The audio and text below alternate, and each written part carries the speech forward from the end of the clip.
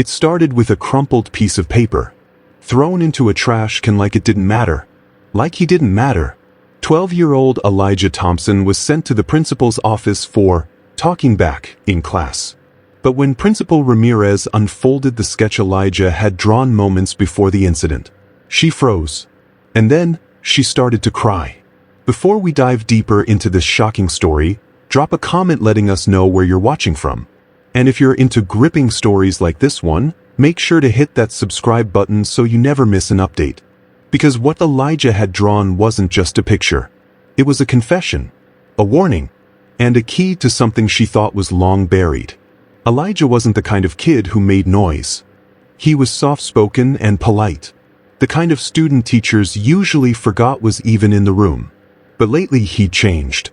His once curious eyes were tired. His hoodie stayed up all day, even when it was hot. And his notebook? Filled with drawings. Mostly black and white. Mostly sad. No one ever asked him what they meant. Ms. Whitaker didn't like Elijah. She didn't hate him, at least not outright. But she always found a way to single him out. Eyes up, Elijah. Don't slouch like that. Speak clearly. Why do you always look so tired? The day she sent him out of class, it was over something small. He'd quietly corrected her when she said Negro spirituals were just songs slaves sang for fun. Elijah raised his hand. They weren't for fun, he said. They were survival. She didn't like being challenged. Principal's office, she snapped. He tried to explain, but she was already reaching for the referral slip. Principal Ramirez didn't expect anything unusual that afternoon, until she saw Elijah sitting outside her door. Eyes red, hands clenched. Come in, Elijah, she said softly. He didn't speak much. Just handed her a paper he'd been holding onto. At first, she thought it was just a sketch. But when she unfolded it, her breath caught. It was a charcoal drawing, surprisingly detailed. 2 kids hiding under a bed. One of them looked like Elijah. The other, a smaller boy, held a teddy bear. And in the background, a man, towering, shadowed. His belt raised midair. Ramirez couldn't breathe. Elijah, she whispered. Is this about you? He nodded once, then looked away. But it wasn't just the violence that stunned her. It was the wallpaper drawn behind the man. The same ugly, faded floral pattern she remembered. She'd been in that room before. 23 years ago. That night, Principal Ramirez went home and tore through a box of old notebooks. She found the report she'd written when she was a young social worker intern, before she ever became an educator.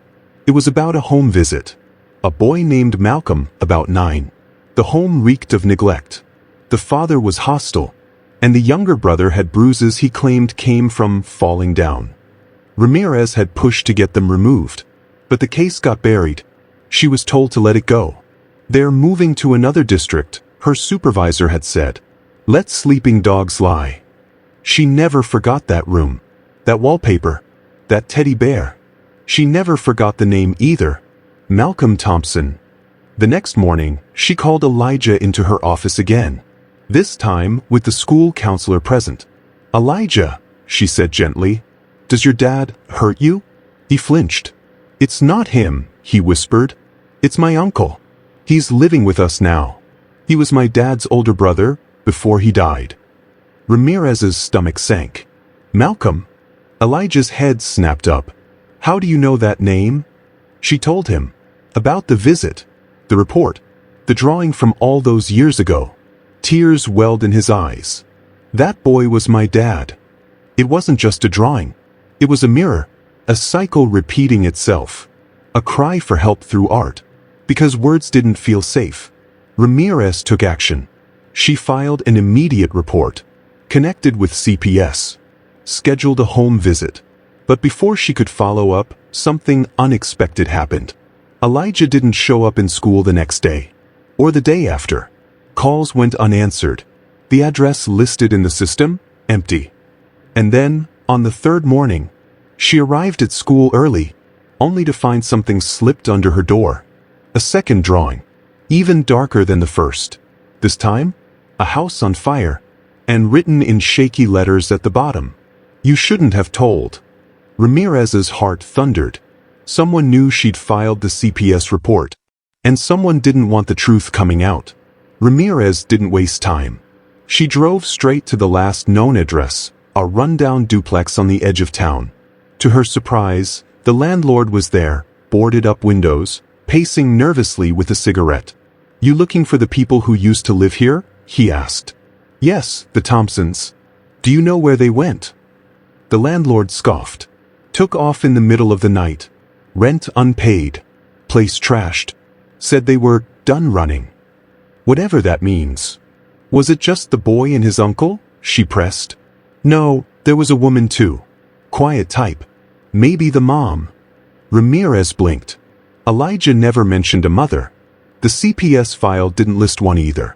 "She say anything before they left?" He hesitated, then mumbled, "She gave me this, told me not to lose it." He handed her a small, folded note.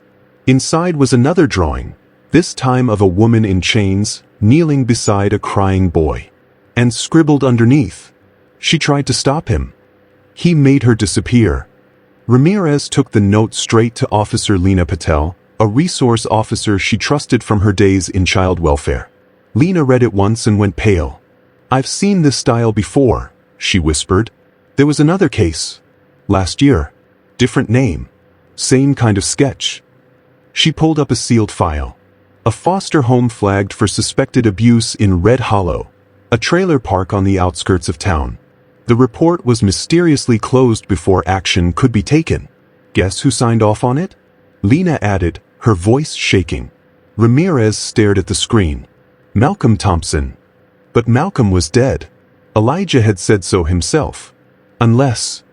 Lena ran the name through deeper records. A criminal report popped up. 2 DUIs. Domestic battery. Then, nothing. No death certificate. No obituary. Just a sudden drop-off. "Do you think he faked his death?" Ramirez asked. "Or someone helped him disappear," Lena replied. "And if Elijah's drawings are accurate, he might have dragged his son and whoever that woman is with him." But the bigger question now, where were they headed? Then Ramirez remembered something Elijah had once doodled on the back of a quiz. A mountain with a tiny house and the letters CC under it. "Camp Crystal," she said out loud. "It's a survival camp. Elijah mentioned it once in his first essay of the year, where Daddy used to take me when things got bad." By nightfall, Ramirez and Officer Patel were on the road, headed upstate, where the camp lay abandoned in the woods since the pandemic. No power. No cell signal. Just gravel roads and dense trees. But as they arrived at the rusted entrance, something caught their eye. Fresh tire tracks. Then, in the distance, a flicker of light inside the main cabin. They approached slowly, flashlights off. Ramirez's voice shook. "What if he's in there? What if Elijah's in danger right now?" Lena gripped her arm. "Then we're not waiting." They crept to the back, peeking through a broken window. Inside, huddled on a cot, was Elijah. Eyes swollen, face bruised. And sitting across from him was Malcolm, very much alive. Suddenly, a twig snapped beneath Lena's foot. Malcolm turned, eyes wild. He reached beneath his jacket. "The gun!" Ramirez gasped. But before she could duck, another figure moved in the shadows behind Malcolm. The woman from the drawing. She lunged, grabbing Malcolm's arm. The gun fired, into the ceiling. Screams. Shouting. Ramirez and Lena burst in. "Elijah, get down!" Lena yelled. But the boy didn't move.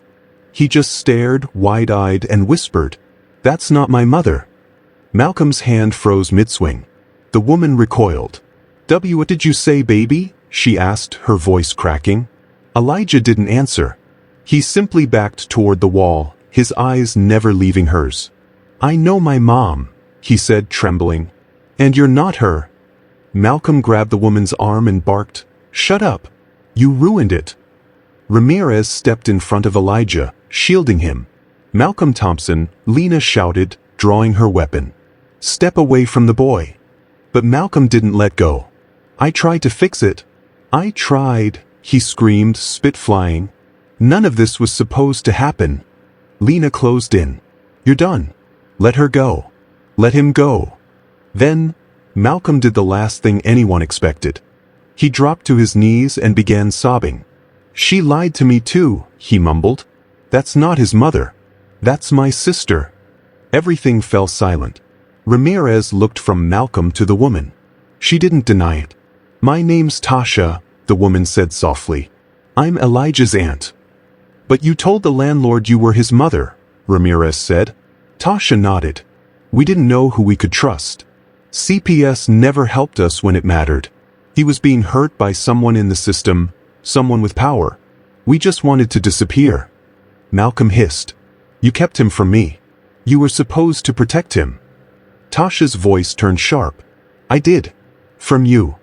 Elijah's small voice cut through the tension. Why did you tell me Daddy was dead? Tasha turned to him, heartbroken. Because for a while, I thought he was. The man in front of you now, he's not the man I grew up with.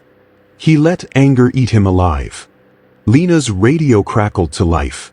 Back up en route. Need 10 minutes. But they all knew this wouldn't wait 10 minutes. Malcolm suddenly lunged, grabbing Elijah by the wrist.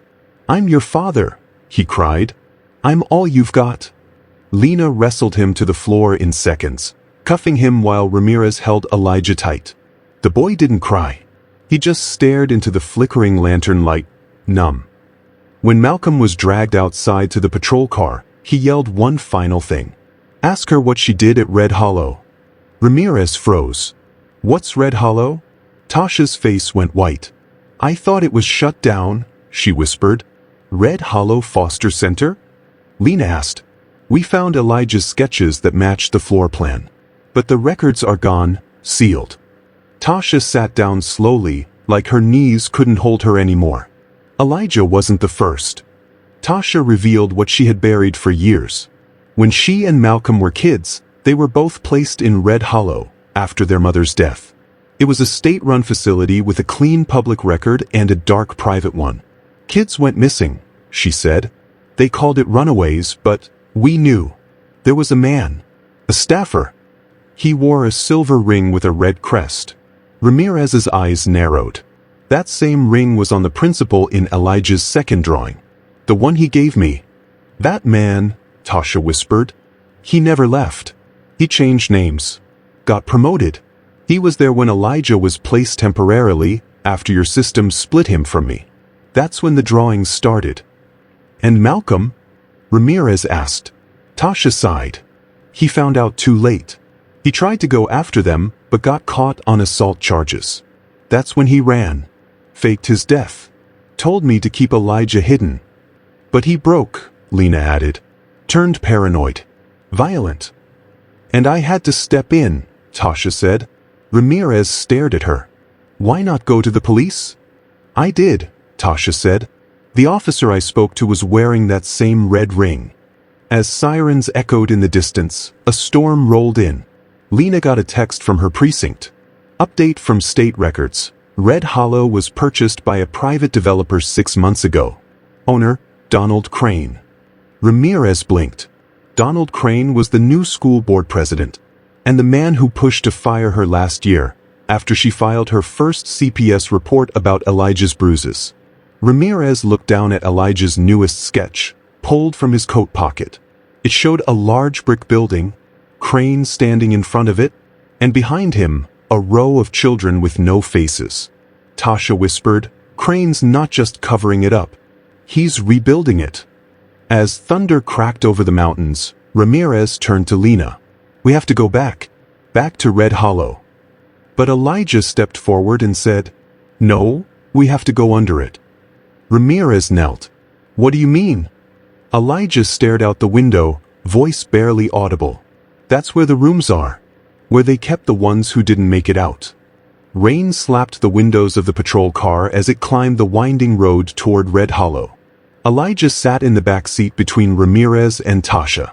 His little hands clutched a new sketchpad. He wasn't drawing for fun now. He was drawing to survive. Do you remember where the rooms are? Ramirez asked softly. Elijah nodded but didn't speak. He was already sketching again. Lines, circles, stairs. He draws better than most architects, Lena whispered from the front. Suddenly, Elijah spoke, monotone. Hello. The man with the ring used to say, "No one will believe you. You're just a number." The car fell into an eerie silence. Ramirez looked to Tasha. "Did you ever go underground?" Tasha shook her head. "I heard rumors. We all did. Kids who screamed at night and then just disappeared." The old building stood like a corpse in the woods, its red bricks stained black from age and neglect. The gates were rusted shut, but Lena broke the lock in one kick. Inside, the air was thick with mold, rot, and something else, forgotten pain. Elijah led them, flashlight in hand, through the hallways. Peeling wallpaper, busted lights, scattered toys that hadn't been touched in years. "Here," he whispered, stopping at a janitor's closet. "There's no way," Ramirez began. But Elijah moved aside a shelf and pointed. A small steel door, almost invisible in the shadows. He pressed a dented button next to it. Nothing happened. Then clunk. It unlatched. Lena drew her weapon. "Let me go first." They descended a narrow staircase into darkness. The air was colder here. Not from weather.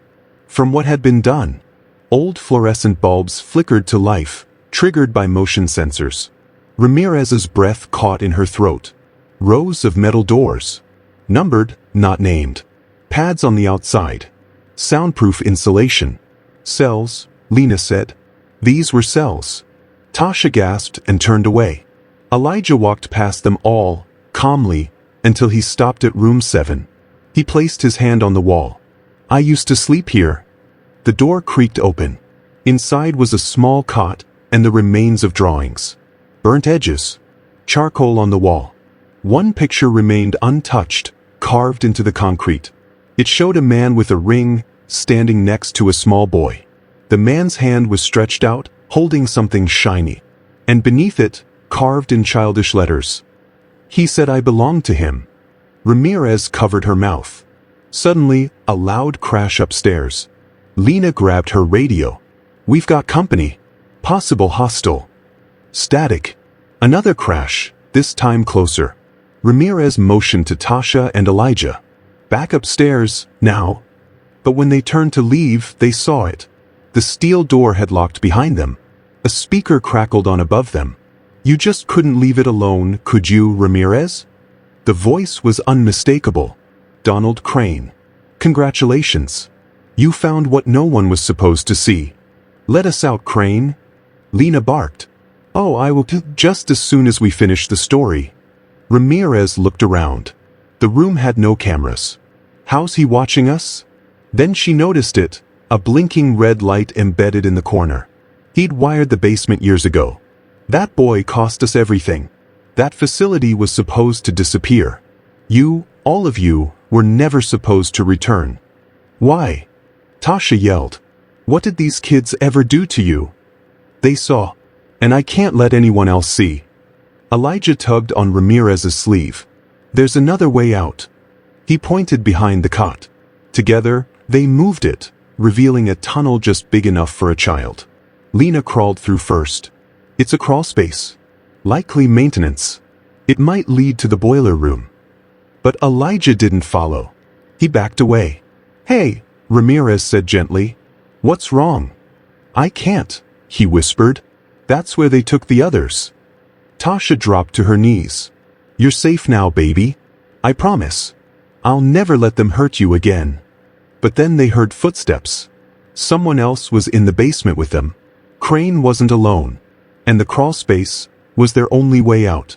Lena shouted, "Go! I've got your back." Ramirez pulled Elijah into the tunnel, with Tasha crawling behind them. As they reached the boiler room, rusted, wet, and silent, they heard a final message echo through the hidden speakers. "This isn't over. You think exposing me will stop what's coming? I'm just a branch. You haven't even seen the roots." Suddenly, sirens blared. But not police sirens. Fire alarms. Gas lines had been triggered. Someone was going to blow the place sky high. Now they have minutes to escape. Or burn with the truth. Ramirez turned to Tasha and screamed, "Get him out, now!" Ramirez shouted. The boiler room was filled with steam and hissing gas lines. Pipes trembled as if the building itself were alive and trying to warn them. Lena led the way, flashlight beam bouncing. Elijah clung to Tasha's back, arms wrapped tightly around her neck. "Move! Move!" Lena yelled, kicking through the rusted service door. They burst into a narrow hallway, an old maintenance wing, covered in dust and graffiti. Every step echoed like gunshots. From behind them, a low rumble. The explosion had begun. A fireball roared down the corridor, licking the walls. Ramirez shoved everyone forward just as the ceiling behind them collapsed, blocking the tunnel with a wall of flames and rubble. Breathless, coughing, and covered in ash, they stumbled out a side exit into the woods. The entire back half of Red Hollow was engulfed in fire. Tasha dropped to her knees, holding Elijah. He was shaking, but safe. But Ramirez wasn't relieved. Not yet. "Crane tried to bury this," she whispered. "He knew we were close." By the time they got back to town, news helicopters were already circling the fire. Abandoned orphanage catches fire, blared across local channels. But it wasn't an accident. And Ramirez knew it. She stormed into the precinct and slammed her badge on the table. "I want full federal protection for the boy," she told the chief. "And I want Donald Crane brought in for questioning. Now." The chief hesitated. "Crane's a city donor. He funds 2 children's hospitals. You'd better have." Ramirez pulled out her phone. The photos of the basement. The numbered cells. The burnt drawings. "How's this for evidence?" Suddenly, the chief turned pale. Elijah and Tasha were moved into a safe house under U.S. Marshal watch. But something strange happened the next morning.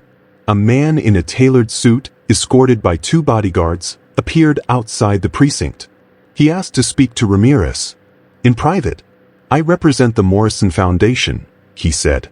"My client is someone you know as a former senator. She's seen the footage." "What does she want?" Ramirez asked warily. "To help." Then he handed her an envelope. Inside, a photo of young Elijah, at age 4, sitting on a senator's lap. "He's not just a survivor," the man said. "He's someone's son. And not just anyone's." Ramirez's knees buckled slightly. "Wait, are you saying Elijah was adopted? Officially?" The man nodded. "Illegally wiped from records when he disappeared. She thought he was dead. But she's coming home now. And she's bringing cameras." Hours later, a well-known journalist aired a breaking special. Red Hollow, the orphanage that burned secrets. The footage included blurred shots of the basement and voiceovers from multiple survivors who had never dared come forward, until now. One name repeated, Crane. Another name slipped in toward the end, Dr. Evelyn Ross. The state psychologist who had diagnosed Elijah as unstable, who claimed his drawings were trauma fantasies. But records now showed she'd received donations from Crane's private company every year for the last decade. Ramirez sat at her desk, piecing everything together, when Lena burst in. "You're gonna want to see this," she said, dropping a USB drive on the table. It contained a video. From inside room 7, the cell Elijah had been kept in. An old, grainy security feed, forgotten and overlooked. The timestamp? 2 days before the orphanage officially closed. The footage showed Elijah sitting on the cot. A man entered. Not Crane. Not a staff member. The town mayor. "Now you listen to me," he said in the video, voice distorted from age. "No one cares about kids like you. You're just a number. So don't try to scream." He reached into his coat, held out a shiny object, a ring. Then he leaned in and whispered something to Elijah. The boy didn't flinch. He looked up and said, "Someday I'll show the world." And now he had. Suddenly, Ramirez's office window shattered. A brick flew through, wrapped in paper. On it, scrawled in red ink, "Stop digging or you'll be buried too." Sirens wailed in the distance. Then her phone buzzed. It was Tasha. Panicked. Breathless. "They found us. They found the safe house. Elijah's missing. Now the system that once silenced children is hunting him again. Trace the call." Ramirez barked as she grabbed her jacket and sprinted for the car. Lena was already pulling up the GPS from Tasha's burner phone. The map lit up. A red dot blinked somewhere off Route 17, deep in the woods. A place no one should go. A place not even listed on most maps. That's near the old Redland quarry, Lena said. Why would they take him there? Ramirez slammed on the gas. Because that's where secrets go to die. The quarry looked abandoned, just rock, silence, and fog rising like ghosts from the earth. Ramirez parked far off and approached quietly. Then she saw it. A white van, doors open, no one inside. Nearby, something glinted in the gravel. She picked it up. Elijah's notebook. The last page showed a rushed sketch. A hand reaching through bars. A silhouette of someone watching. A tower with an eye. It wasn't a drawing. It was a map. Suddenly, click. A red laser dot danced on her chest. Drop your weapon. Ramirez turned slowly, hands up. From the shadows, 4 men in tactical gear. No badges. No names. Just black vests and silencers. Agent Ramirez, the leader growled. This is a restricted zone. She squinted at his patch, Graybridge Security. A private firm. Not federal. Not legal. Where's the boy? She asked. He didn't answer. Instead, he pulled out a phone. Dialed. Waited. Then nodded. We've got her. Phase 2 is cleared. Phase 2? Then everything went black.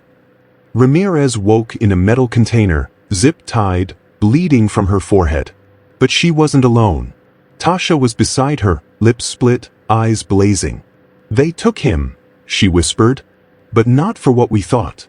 They're not just covering up abuse. They're hiding something much bigger. Tasha reached under the sleeve of her coat and pulled out something small and metallic. A pin. With practiced hands, she twisted it and used it to snap the ties. Ramirez blinked. Where'd you learn that? Tasha didn't answer. But the look in her eyes had changed. She wasn't just a foster mom anymore. She had a past. They slipped out of the container and moved through the facility, some kind of underground lab built beneath the quarry. Walls lined with boxes. Labels, Redland Initiative, Orphan Profiles, Confidential. Ramirez yanked one open. Inside were folders. Medical scans. Genetic charts. Photos of children, some as young as 3. And every name had been assigned a number. Elijah's folder was missing. But one document sat nearby, marked E7, subject terminated. Ramirez's breath caught. No. This can't be real. Just then, Tasha grabbed another box labeled Donor Network. Inside were financial records. Dozens of powerful names. Judges. Politicians. Crane. The mayor. Even a sitting senator. Every one of them had donated to Red Hollow. But it wasn't charity. It was investment into a private experiment to condition and control undesirable youth, turning them into soldiers, or worse, ghosts with no past. Elijah wasn't a victim. He was a survivor of a failed human program. Suddenly, footsteps closed in, the lights flickered, and a piercing alarm blared. An override signal had been triggered. Doors began unlocking on their own. A distorted voice echoed through the loudspeakers. You're not alone, Ramirez. Follow the red lights. I've got the boy. And you're going to need the world watching this. Security scrambled. Ramirez and Tasha followed the blinking emergency lights through a side hallway. They reached an old elevator shaft. Inside, a man in a hoodie, holding Elijah in his arms, safe, unharmed. He looked up. Took you long enough. Ramirez's jaw dropped. It was the man from the surveillance footage, the one who handed Elijah the ring. But now she saw him clearly.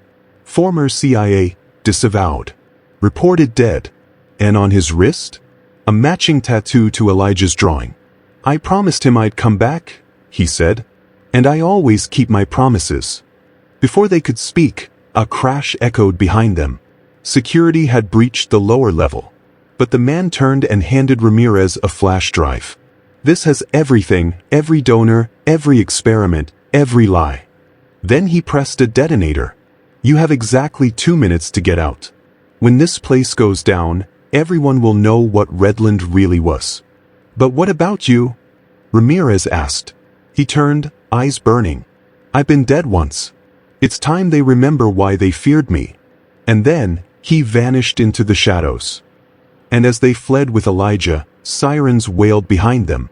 But what no one saw coming was what the explosion would reveal. The elevator shaft rattled as Ramirez, Tasha, and Elijah climbed the emergency ladder.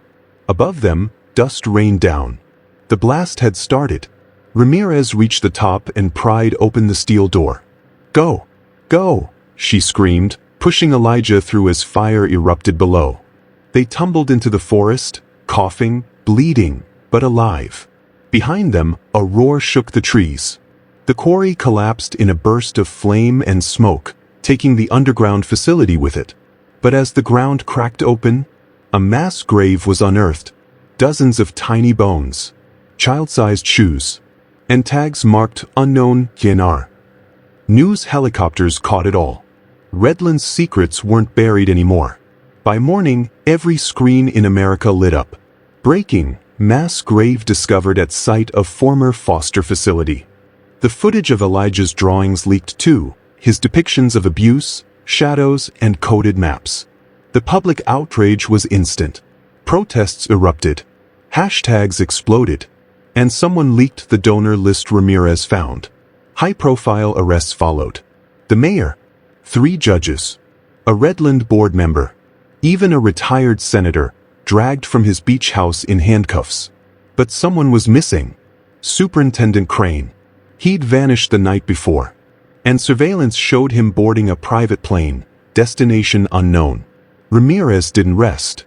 While the media focused on the arrests, she studied the flash drive the rogue agent gave her. There was more, so much more.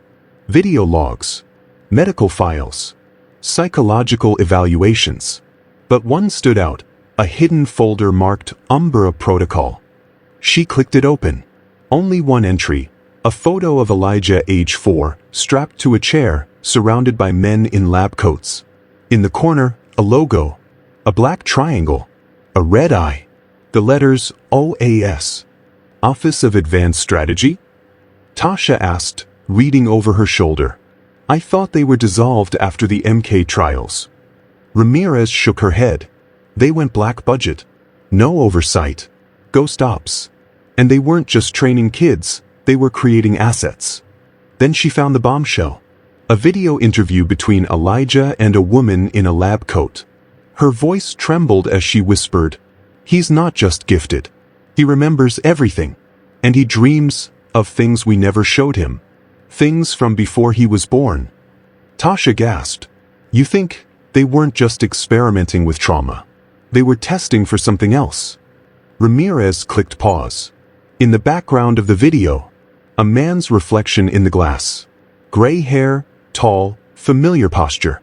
It was Crane. Elijah sat quietly in the corner, clutching a sketchpad. Ramirez knelt beside him. Elijah, sweetheart, do you know this man? She asked, showing a picture of Crane. Elijah nodded slowly. He used to call me Echo. He said I was the loudest of the quiet ones. Ramirez blinked. Echo. Tasha leaned forward. That was one of the code names in the files. E7, Echo. Elijah's hand trembled as he flipped to the next page in his drawing. This one wasn't of pain or cages. It was of a house. A red door. A woman in a green dress. A golden retriever. This is the real me, he whispered.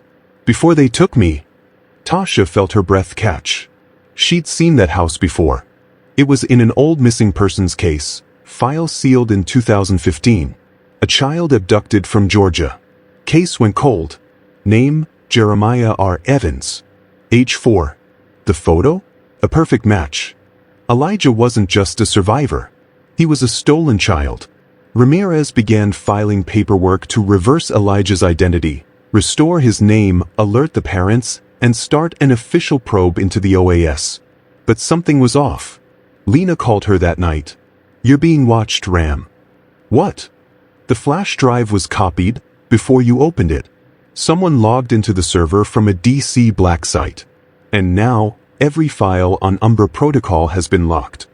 Then a text came through on Ramirez's encrypted phone. Just one word. Too late. Moments later, an explosion rocked her building. The office was in flames. All physical evidence, gone. Ramirez, Tasha, and Elijah went into hiding. But the danger was far from over. A package arrived at their safe house. No return address. No fingerprints. Inside, a single cassette tape, labeled Operation Echo Final Phase. They found an old recorder and played it. Static. Then a voice. If you're hearing this, Echo is still alive. And Phase 3 has begun. Then another voice, Crane's. You can run all you want. But the boy belongs to us. And if you don't return him, someone else will pay. The tape cut off with a final sentence. We still have the others. Ramirez looked up, pale. Elijah wasn't alone. There were more children. Rain hammered the windows of the remote cabin where Ramirez, Tasha, and Elijah had been hiding. It was supposed to be safe, untraceable. But just after 2:14 a.m., Ramirez jolted awake. A drone hovered just outside. They found us, she whispered, grabbing her gun. Moments later, boots crunched against gravel. The door shattered. 3 masked men stormed in, guns raised. Tasha screamed. Ramirez fired. And Elijah? He didn't scream. He closed his eyes and whispered, "Sleep." The men collapsed, one by one, into unconscious heaps. Tasha stared at him. What did you do?" Elijah opened his eyes, trembling. "I remembered." They escaped into the night. By morning, Ramirez reached out to a contact, an ex-hacker who once worked in intelligence. He decrypted the last file from the flash drive. Inside, coordinates, video logs, names, and then a live feed. Children. Isolated, monitored, underground. One looked straight into the camera. A girl. Maybe 10. She raised a paper sign. "I remember Jeremiah." Ramirez gasped. There were dozens of them. The experiments didn't end with Elijah. They simply moved. New names. New identities. But they were waking up. And they were reaching out for him. Meanwhile, across the country, in a quiet Georgia suburb, a woman named Camille Evans sat frozen on her couch, watching the national news. They showed Elijah's sketch. His eyes. The way he held a crayon like her son once had. Her hands trembled as she dialed the hotline. "That's my baby. That's Jeremiah." Within hours, DNA confirmed it. The boy who disappeared from his bed nearly 8 years ago was alive. When Ramirez brought Elijah into the room, Camille broke. She dropped to her knees. "You're my baby. My sweet boy." But Elijah didn't move. He just whispered, "Why did they take me?" And she sobbed, "Because monsters wear badges too." That moment went viral. A mother reunited with her stolen son after nearly a decade. But that was only the beginning. Tasha, now publicly speaking out, appeared on every major network. Ramirez leaked every file and censored to the press. Names, locations, financial trails, testimonies. Crane was arrested in a military compound in Luxembourg.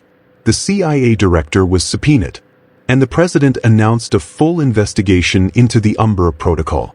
But the final twist? An anonymous donor wired $25 million to a new nonprofit, the Echo Foundation, to protect children silenced by systems designed to erase them. No one knew who sent it, until a letter arrived for Elijah. One sentence. "You're not alone anymore." 5-inch. There were more like him, and they were watching too. 3 months later, Elijah returned to school. This time, not in hand-me-downs or sitting in the back. He wore his favorite hoodie, pencil case clutched in hand. The other students stared, but Tasha met him at the door. "Welcome back, Elijah." Or should I say, Jeremiah? He smiled for the first time in weeks. He walked to the front of the room and placed a new drawing on the whiteboard. It showed kids of all backgrounds, linked hand in hand, standing on the ruins of Redland. Above them, one word in crayon. "Free." The class erupted in applause. And in the back, Principal Harris wiped away a tear. They tried to break him, but he became the boy who woke the world. The trials went on for months. Dozens of convictions. International warrants. Entire agencies restructured. But the impact went deeper.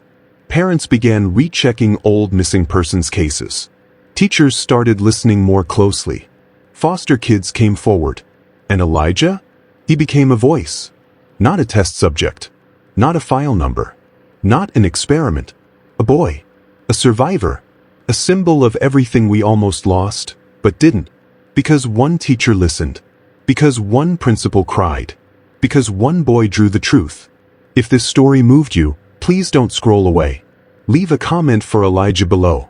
Like this video to show your support for the thousands of missing kids who still need justice. Share it with someone who needs to believe in miracles again. And subscribe so you never miss the stories that matter. This was Within the Crime, where truth always finds a way back, even in crayon.